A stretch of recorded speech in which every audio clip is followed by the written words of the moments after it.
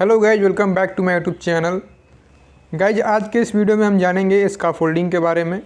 Scaffolding से related हम 5 different topics पे डिस्कस करेंगे। इसमें सबसे पहला है स्काफोल्डिंग कंपोनेंट, यानी स्काफोल्डिंग में क्या क्या कंपोनेंट्स यूज़ होते हैं उसके बारे में जानेंगे। नेक्स्ट होगा हमारा टाइप्स ऑफ स्काफोल्ड, यानी स्काफोल्ड कितने तरह के होते हैं, कंस्ट्रक्शन साइट पे किसी भी इंडस्ट्री में किस किस तरह के स्काफोल्ड यूज़ किए जाते हैं, इसके बारे में जानेंगे। नेक्स्ट है हमारा टाइप्स ऑफ ब्रेसिंग, यानी ब्रेसिंग कितने प्रकार के होते हैं, इसके बारे में जानेंगे।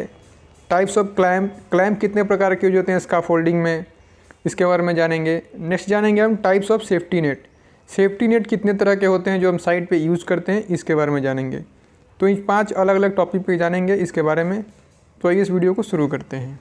सबसे पहले हम जानेंगे व्हाट इज स्काफोल्डिंग, यानी स्काफोल्डिंग क्या है। जब भी कोई आपसे स्काफोल्डिंग के बारे में पूछेगा तो सबसे पहले यही पूछ सकता है कि स्काफोल्ड किसे कहते हैं। तो देखिए, स्काफोल्डिंग को हम स्काफोल्ड या स्टेजिंग कहते हैं। ये एक टेम्प्रोरी स्ट्रक्चर है जो कि वर्कर्स को सपोर्ट करता है। जो भी वर्कर्स हैं जो काम कर रहे हैं, जो मटेरियल यूज़ कर रहे हैं, तो वर्कर और मटेरियल को ये सपोर्ट करने के लिए एक स्ट्रक्चर होता है जो कि टेम्प्रोरी होता है। तो ये हम कहाँ यूज़ करते हैं, किसी भी कंस्ट्रक्शन में, किसी भी बिल्डिंग के रिपेयरिंग में, मेंटेनेंस में। अगर हमें हाइट पे काम करना है, एक हमें प्लेटफॉर्म चाहिए, तो वहाँ पे हम स्काफोल्ड इरेक्ट करते हैं। अब हम जानेंगे स्काफोल्डिंग में कौन कौन से कंपोनेंट्स यूज़ होते हैं। स्काफोल्डिंग का जब भी हम एरेक्शन करते हैं तो क्या क्या कंपोनेंट्स हमें चाहिए होते हैं। तो हम बॉटम से टॉप की तरफ जाएंगे। तो सबसे पहला हमारा है बेस प्लेट, सेकेंड है आपका सोल प्लेट, थर्ड है आपका स्टैंडर्ड, उसके बाद आपका आता है लेजर, उसके बाद आता है आपका transom, bracing, couplers, working platform, toe board, guard rail में आपका आता है मिड रेल, टॉप रेल, उसके बाद आपका आता है लेडर। नेक्स्ट आपका आता है स्काफोल्डिंग प्लैंक, उसके बाद आता है आपका फॉल्स ऑपराइट, उसके लास्ट में आता है आपको सेल्फ क्लोजिंग ड्रॉप बार। तो ये सारे कंपोनेंट्स हैं जो कि हम स्काफोल्डिंग में यूज़ करते हैं। अगर आपको इन सारे कंपोनेंट्स के बारे में पता नहीं है तो आप कमेंट करिएगा, इसके बारे में डिटेल में वीडियो बना दूंगा। अगर आप जानते हैं तो अच्छी बात है। आइए आगे शुरू करते हैं। नेक्स्ट है टाइप्स ऑफ स्काफोल्ड, यानी स्काफोल्ड कितने प्रकार के होते हैं।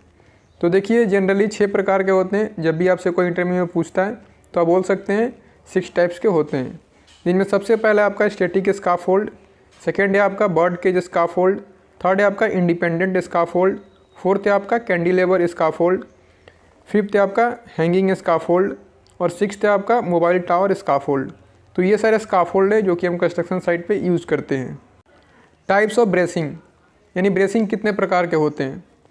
देखिए, हम ब्रेसिंग यूज़ क्यों करते हैं, जो भी स्काफोल्ड हम इरेक्ट कर रहे हैं उसको मोर स्टेबल करने के लिए, यानी ज़्यादा स्टेबल करने के लिए, बैलेंस करने के लिए हम ब्रेसिंग का यूज़ करते हैं।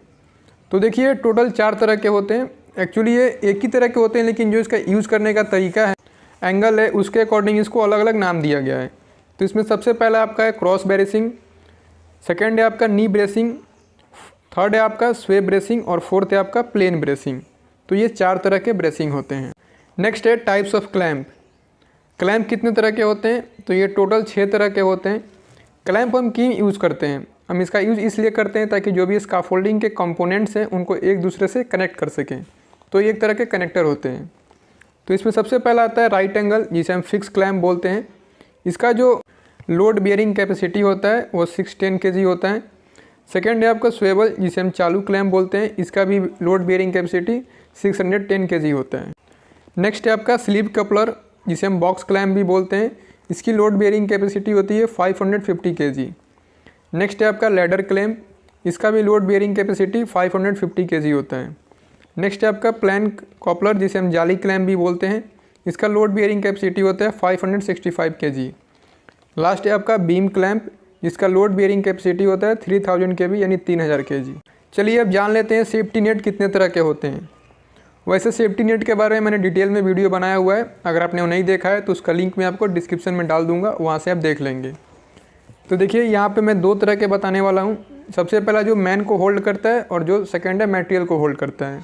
तो उसको यूज़ के पर्पज़ से 2 तरह से डिवाइड किया गया है। सबसे पहले मैन के लिए, सेकेंड है मटेरियल के लिए।